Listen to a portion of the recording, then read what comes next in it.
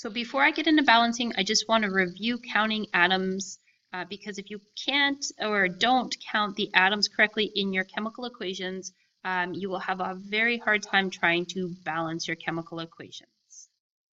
So if you see just a symbol by itself in a chemical equation that just represents a single atom.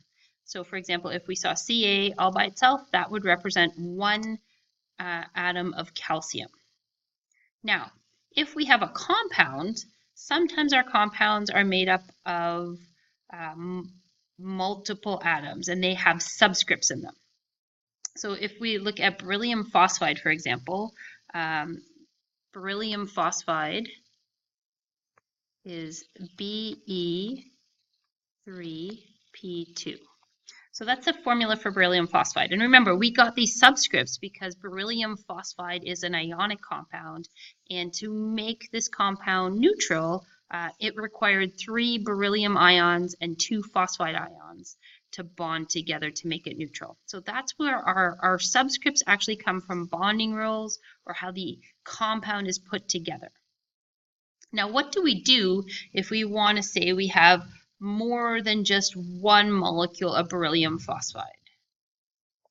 Well, in this case, we're going to add a coefficient. A coefficient is a number written in front of the chemical symbol or the chemical formula. So here I have an example of it just in front of a single chemical. So 3C represents just 3 carbon atoms. However, if I put that coefficient, the number in front of a molecule, then it acts like I have more than that number of molecules. So what do I mean by that? So if I put a 2 in front of H2O, that means I actually have 2 water molecules. Now, each water molecule we know is made up of 2 hydrogen atoms and 1 oxygen atom.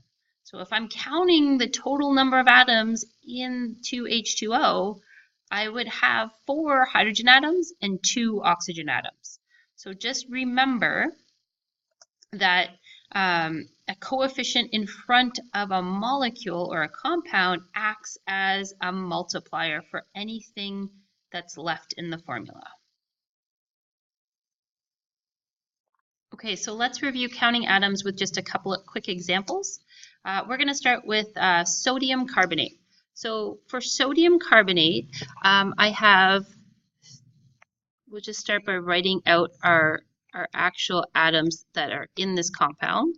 Now, I have 2 sodiums in the actual molecule or compound of sodium carbonate, and I have my coefficient, my multiplier of 3. So 3 times 2 means I have 6 atoms of sodium. Now, for the C, the carbon, there's no subscript here, so I know I only have 1 of them, and I have 3 as my multiplier, so 3 times 1 is 3 atoms of carbon. And for oxygen, oxygen has the subscript 3, and I have 3 molecules of this, so I have to multiply that by 3, so I have a total of 9 atoms of oxygen. So there's my totals for counting the atoms in sodium carbonate. Now, if we look at another compound, here's calcium phosphate. Now, calcium phosphate is made with this polyatomic group, and it has brackets around it with a subscript 2, meaning I have 2 of these polyatomic groups in this compound to make it balance. So the way that we're going to count this is, again, we'll start by just writing out the elements involved, and we're going to start with our calcium. This calcium has a subscript of 3, and my coefficient is 3, so 3 times 3 is 9 atoms of calcium. Now we're going to move on to the phosphorus. Now phosphorus, again, is in that polyatomic group. So originally there's 1 bonded to the oxygen, and I have 2 of these groups, so 1 times 2 is 2. Now I still have to apply that coefficient. So again, I'm going to multiply everything by 3 for a total of 6 atoms of phosphorus. Now lastly, I'm going to look at that oxygen.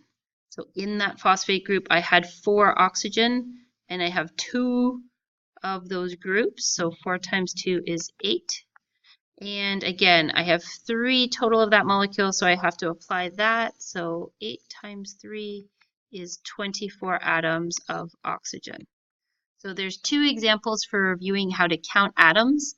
And again, it's really important to count the atoms in your different compounds correctly in order to balance your equations properly.